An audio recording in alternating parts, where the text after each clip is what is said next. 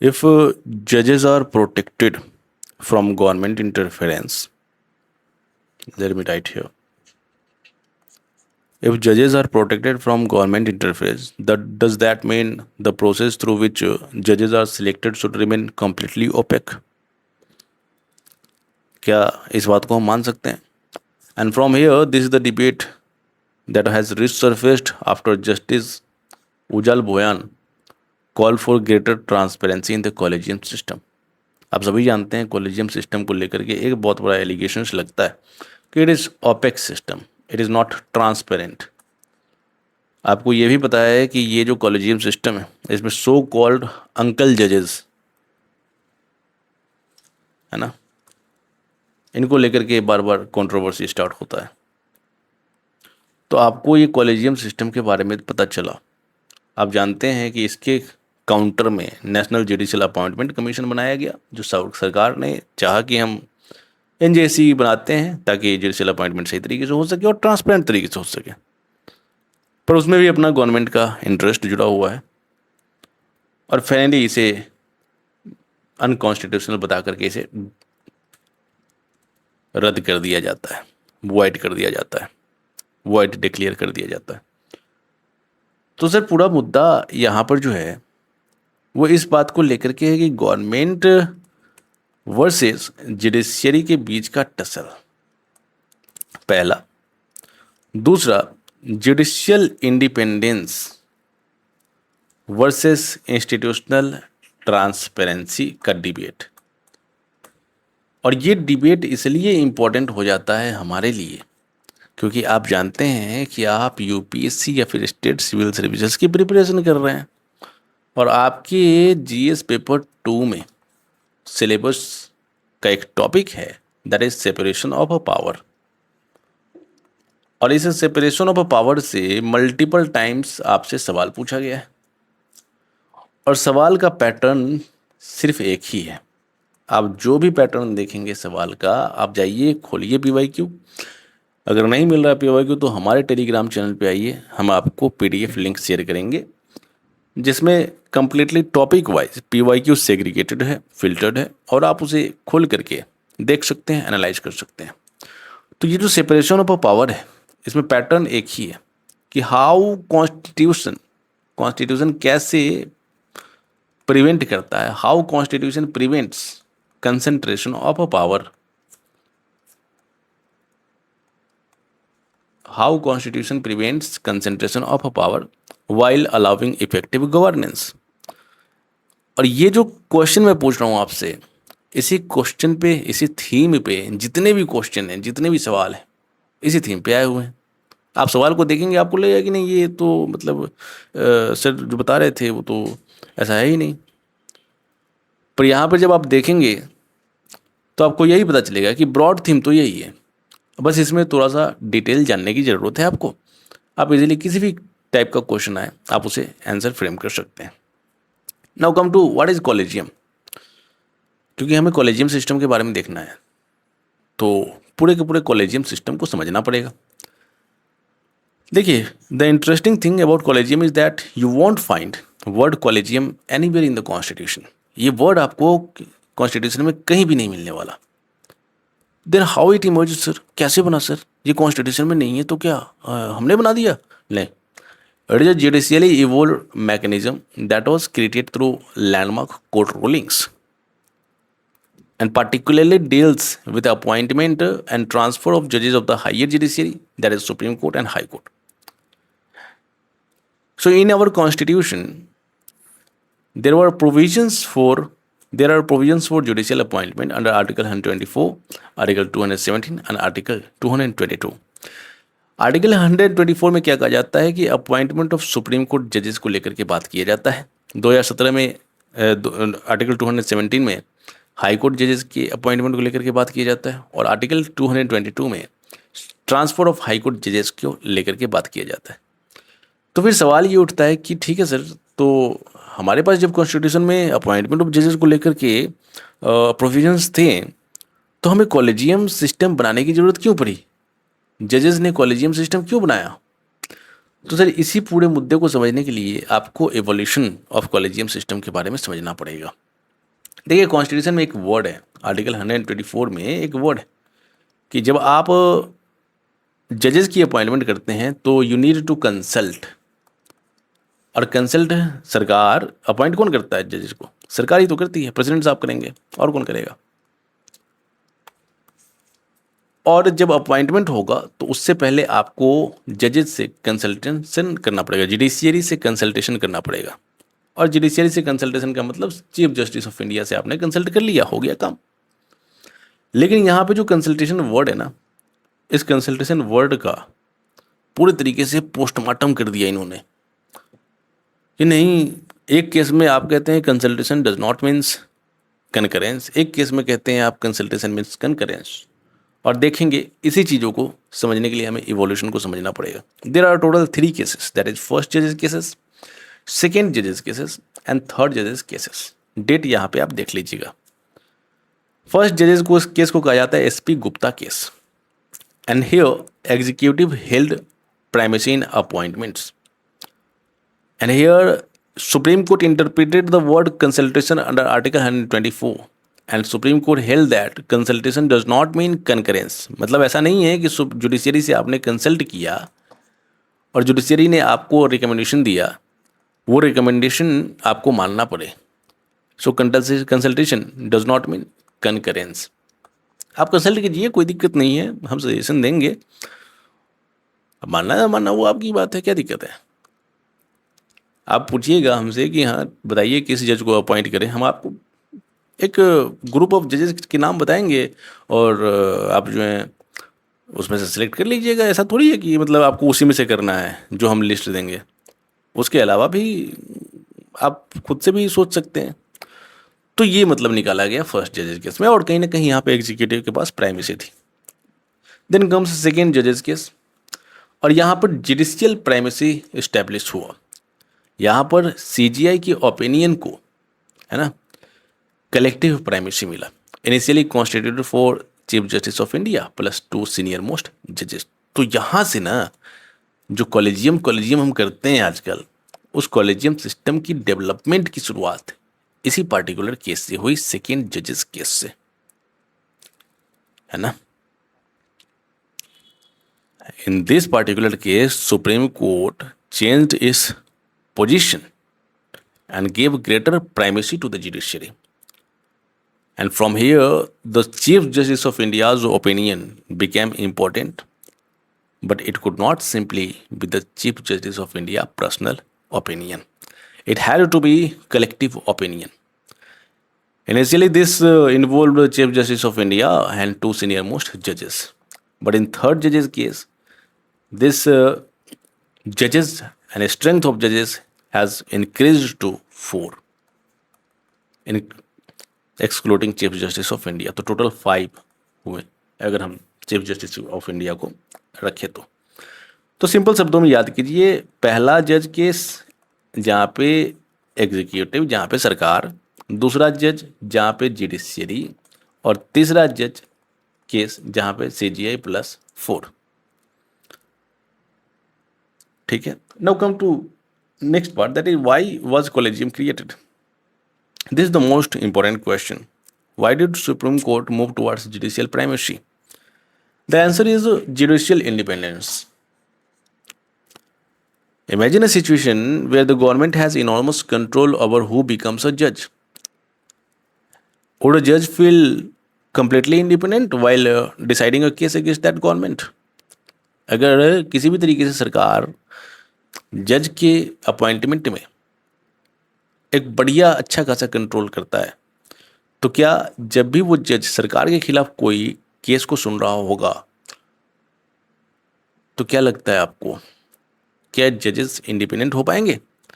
And that possibility itself can undermine public confidence, public trust, and therefore the basic logic behind collegium was judicial appointment should be protected from excessive political influence. So executive influence, political pressures, ये जजेस पे नहीं होना चाहिए।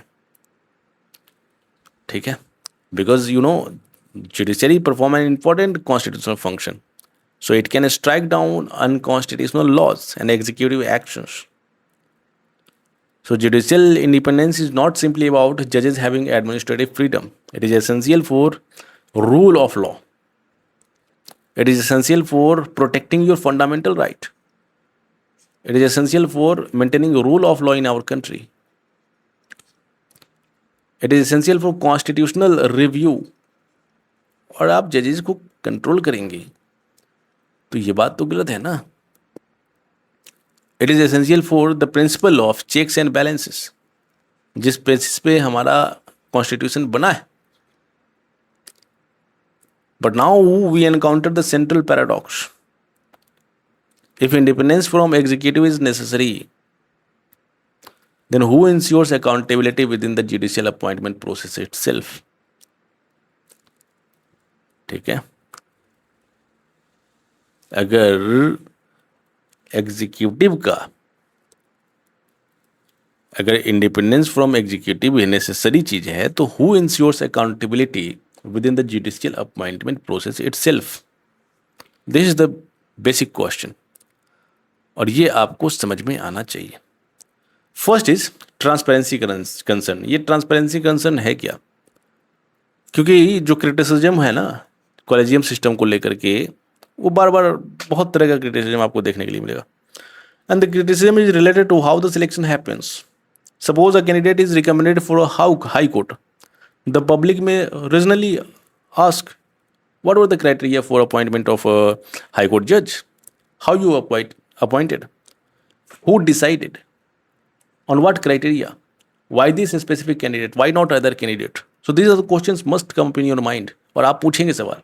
This is the fundamental dilemma, है ना? तो ये सवाल आप पूछेंगे. क्या क्राइटेरिया है सर? सीनियरिटी है, इंटीग्रिटी है उनके पास ज़्यादा है, प्रोफेशनल रेपुटेशन है. और आप सवाल पूछेंगे why this person preferred over another that who was equally eligible candidate? Right, so these are the criticism that is raised. Lack of public selection methodology, no transparent notification for upcoming judicial vacancies, absence of detailed public reasons for recommendation. ठीक है, तो ये पूरा का पूरा concern है. Balancing transparency and confidentiality, there is a historical shift. इसमें आपको हिस्टोरिकल शिफ्ट देखने को मिलेगा. जैसे क्या लिखा हुआ है यहाँ पे, Collegium previously published detailed resolutions with regions. Over time, disclosure became significantly less detailed, sparking fierce debate on institutional opacity. तो जो पहले अपॉइंटमेंट होता था ना, उसमें कॉलेजियम जो है वो पब्लिक नोटिफिकेशन के माध्यम से इस बात को डिस्क्लोज करता था कि ठीक है, हमने किसी पार्टिकुलर कैंडिडेट को क्यों चुना. आपका अगर ये सवाल है, आप चाहते हैं कि ट्रांसपेरेंट हो, तो हमने ट्रांसपेरेंसी दी और हमने ये बताया आपको कि हमने किसी पार्टिकुलर कैंडिडेट को, किसी पार्टिकुलर आदमी को जज क्यों बनाया, क्यों अपॉइंटमेंट के लिए हमने सेलेक्ट किया है. उसके पीछे का रीज़न बताया जाता था.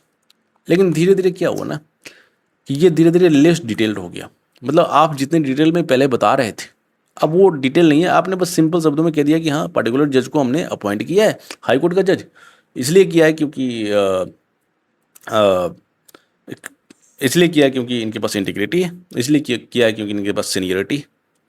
अब ये बताना छोड़ दिए कि आपने दूसरों को रिजेक्ट क्यों किया, है ना. आपने दूसरों को रिजेक्ट क्यों किया ये बताना आपने छोड़ दिया. और इसके पीछे आपका कंसर्न है कि नहीं, ये कॉन्फिडेंशियलिटी, क्योंकि इस कॉन्फिडेंशियलिटी को हमें मेंटेन करने की ज़रूरत है.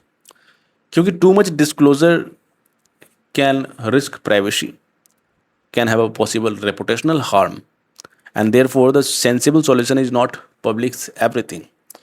It is make the process transparent while protecting genuinely sensitive information.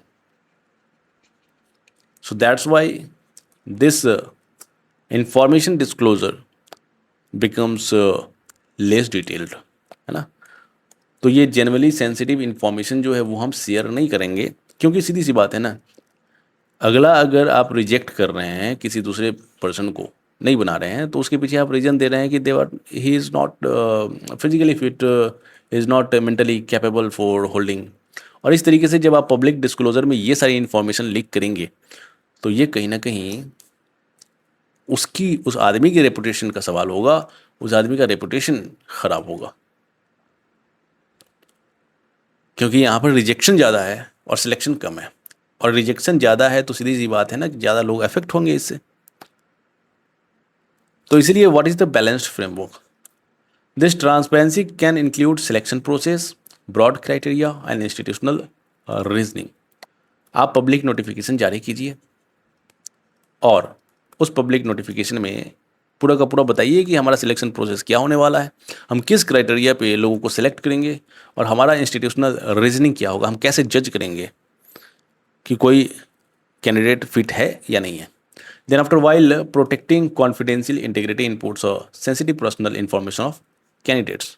आप मत शेयर कीजिए ना जो सेंसिटिव इन्फॉर्मेशन है, जो कहीं ना कहीं इंडिविजुअल को लेकर के, उसके रेपुटेशन को लेकर के किसी भी तरीके से अगर सवाल उठा रहा है तो आप मत कीजिए share. And this is the idea of structured transparency. आपको इस तरीके का ट्रांसपेरेंसी मेंटेन करने की जरूरत है, स्ट्रक्चर्ड ट्रांसपेरेंसी। आगे, अंकल जज phenomena. This is the most sensitive criticism of the collegium system, the so-called uncle judge phenomena. You know, this refers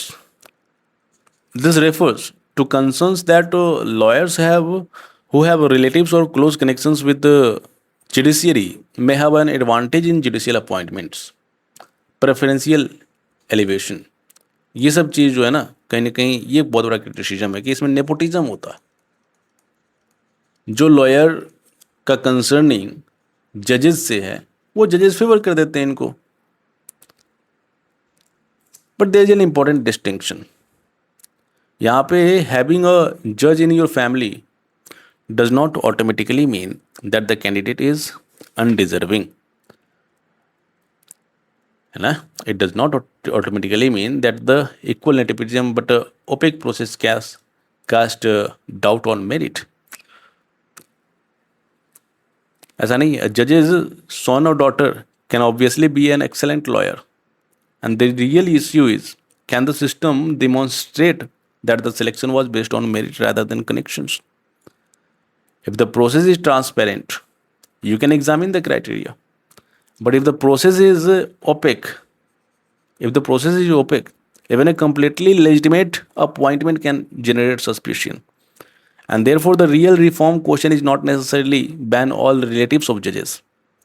आप जो हैं ओपेक सिस्टम है, मानता हूँ यही कारण है सस्पिशन का, लेकिन इसका मतलब ये नहीं कि जो जजेस हैं उनके रिलेटिव्स जो हैं वो रिलेटिव्स को बैन कर दो। ये ऐसा थोड़ी है ना। आप रिलेटिव्स को बैन नहीं कर सकते। उसमें से बहुत सारे ऐसे हैं जो कैपेबल होते हैं। अरे भाई उनकी क्या गलती है? कोई गलती नहीं है ना, तो आप इनका ये हक क्यों ले रहे हैं? यहाँ पे इंपॉर्टेंट ये है कि आप इस ओपेक सिस्टम को ट्रांसपेरेंट बनाइए। Mandatory disclosure of family in connections, आप इस तरीके से बताइए, ये पब्लिक में डिक्लेयर कीजिए कि आपके रिलेवेंट रिलेशनशिप्स कहाँ कहाँ हैं। You also strict conflict of interest safe guards, enhanced security scrutiny for lateral elevations। अगर कोई भी जजेस का संबंधी, कोई भी जजेस का रिलेटिव्स, अगर उसका प्रमोशन हो, उसकी जजेस में अपॉइंटमेंट हो, तो आप उसका इनहांस्ड और डिटेल स्क्रूटिनी करवाइए, चेकअप करवाइए। And then after objective peer reviewed evaluation matrices. इन सारे सेफ गार्ड्स को आप रख सकते हैं। पर कंप्लीटली ओपेक सिस्टम जहाँ पे आप बताएंगे कि नहीं, we are not concern about leaking और disclosing all the information, this is completely against constitutional moral, right? But we are not going to talk about JDCA here because there are a lot of problems you better know कि क्या क्या दिक्कतें आती है। Now there are constitutional values at stake. First is Article 14. If you ban the relatives of judges from becoming judges, then these constitutional values are at stake. Article 16 and basic structure. On one side, we have judicial independence, right? And a fundamental constitutional principle and part of the basic structure. On the other side, we have Article 14, equality before law and protection against arbitrary state action. And Article 16, equality of opportunity in public employment and state-backed appointments.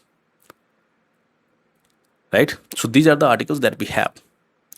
Now, judicial appointment are not identical to ordinary government recruitment. You cannot simply conduct an examination and say, the person with the highest mark becomes a judge.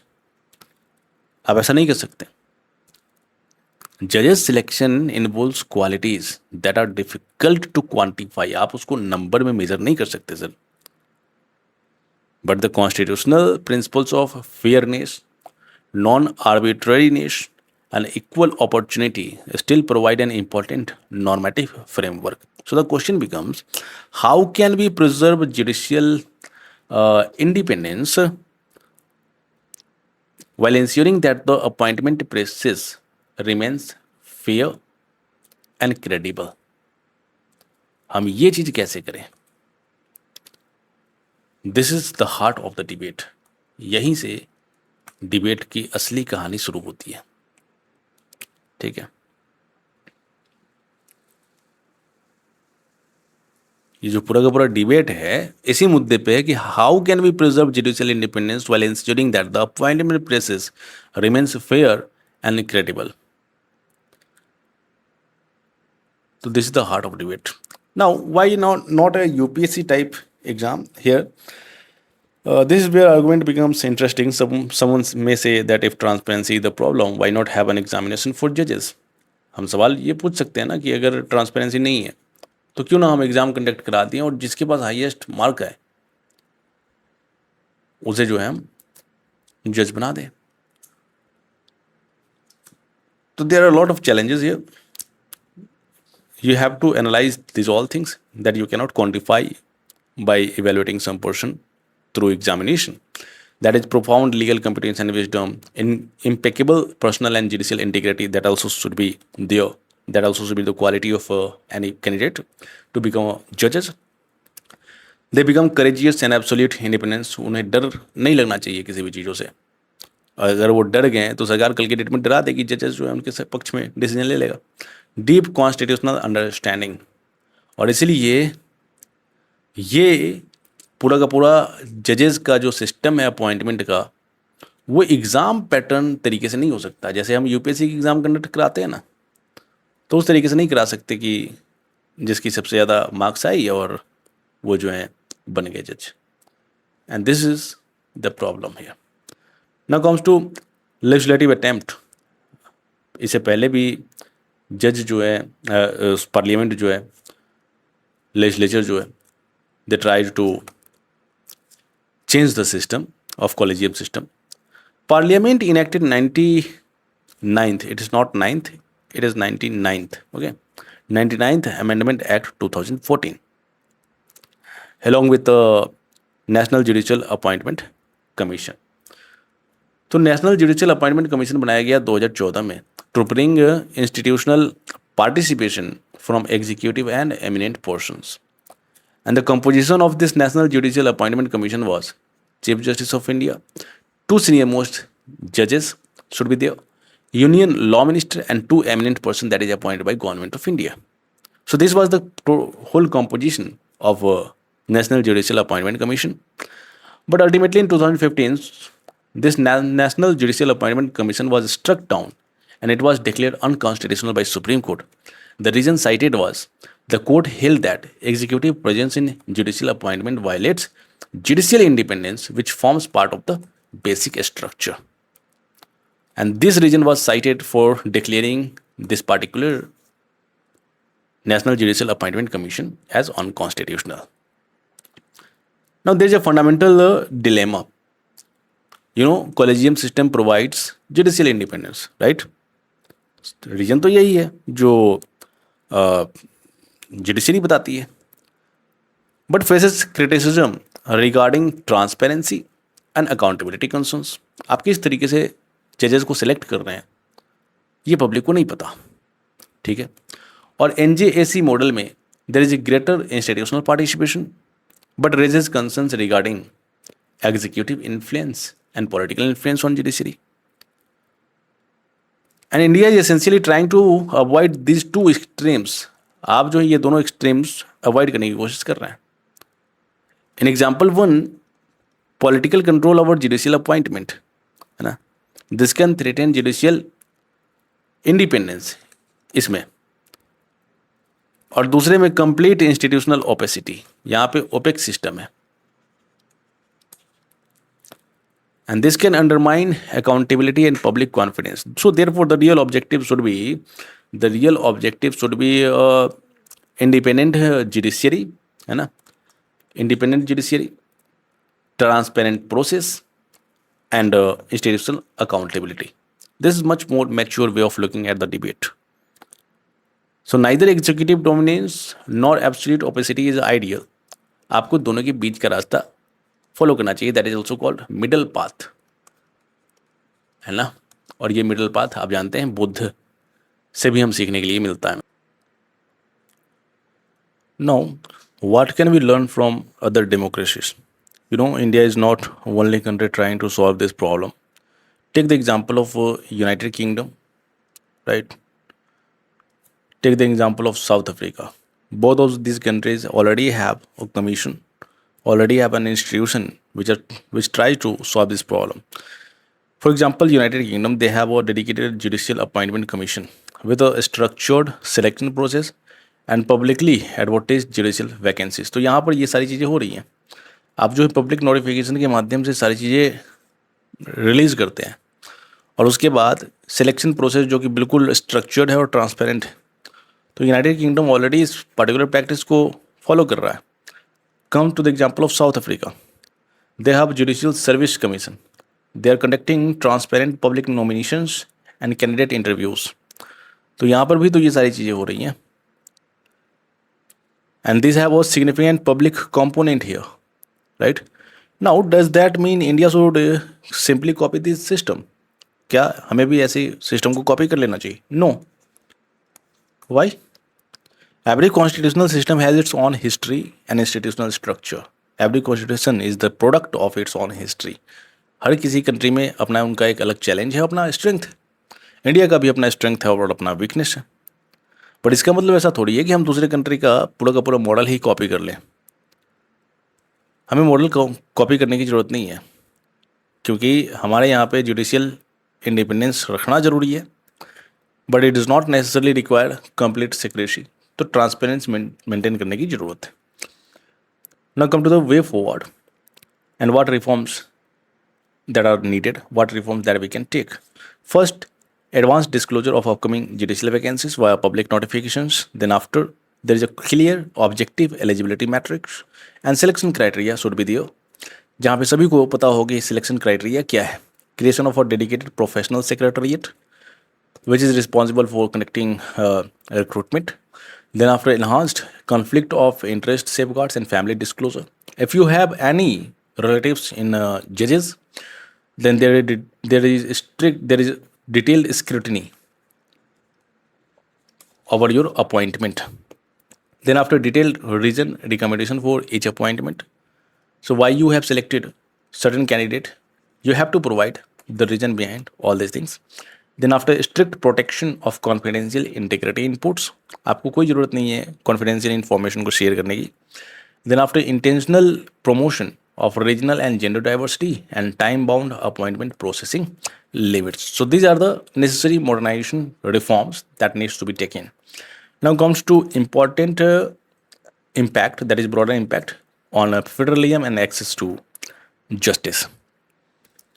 And this is the another dimension that everybody has to learn. You know, this particular collegium and its criticism and its opaque mechanism of our appointment of judges is not only about the Supreme Court. The collegium also plays a major role in appointment to the high courts. And high court are extremely important in Indian federal structure. They deal with state governments. They deal with administrative decisions. They deal with state legislations. और यहाँ पे दिक्कत ये है ना कि किसी भी तरीके से अगर जजेस का शॉर्टेज हो, वैकेंसी हो, जजेस का शॉर्टेज हो, तो केसेस की पेंडिंग बढ़ जाती है. जजेस shortage, mounting dependency and delayed justice for citizens, eroding constitutional faith. और आप जानते हैं कि हमारे यहाँ पे जो जुडिशरी में पेंडिंग केसेस हैं वो almost lakh of cases pending में है. आज आप केस फाइल करेंगे, 20 साल बाद आपको जजमेंट मिलेगा, जस्टिस मिलेगा. क्या फ़ायदा है इसे जस्टिस का? उतना जो हार्म हुआ उसका क्या फिर? So it directly affect rule of law, federalism, access to justice, right? So that's why the reform in collegium system is very important. Now comes to another part, that is अगर इससे question आता है तो आप इस तरीके से frame कर सकते हैं. Introduction, collegium emerged with a judicial interpretation to protect independence against executive overreach. और इस तरीके से आप देख लीजिएगा, ये सब तरीका है जो आप यूपीएससी मेंस में आंसर लिख सकते हैं, है ना. This is the framework under which you can structure your answer. Now there is another part, that is what is important for your prelims. Article 124 and Article 217, these two are important for your mains. And this one which I have not explained, but brief idea behind all these things is, Chief Justice of India is a public authority and you can file RTI to claim information against Chief Justice of India, और आप information ले सकते हैं. लेकिन यहाँ पर भी एक चैलेंज है कि chief justice of India will give only sensitive information, they do not disclose sensitive information. अब वो सेंसिटिव इन्फॉर्मेशन क्या होगा, हु नोज? क्या आप जानते हैं? कमेंट बॉक्स में बताइएगा, what is this sensitive information. तो सर मिलते हैं नए कॉन्सेप्ट के साथ, नए तरीके से नए कॉन्सेप्ट का पोस्टमार्टम करने. और इसी में ऐसे ही कर करके हम जो है मेंस का हर एक टॉपिक को पूरे तरीके से समझते चले जाएंगे. मिड सितंबर से हम पूरे तरीके से GS paper 2, GS paper 3, anthropology optional की शुरुआत कर रहे हैं. आइए हमसे जुड़िए, सब्सक्राइब कीजिए हमारे चैनल को, लाइक कीजिए हमारे वीडियो को अगर एक्सप्लेनेशन बढ़िया लगा हो तो, और कमेंट कीजिए अगर कोई भी डाउट हो तो. और हमारे इस चैनल के बारे में ज़्यादा से ज़्यादा लोगों तक शेयर करें ताकि उन लोगों का भी फ़ायदा हो सके. तो चलिए मिलते हैं फिर.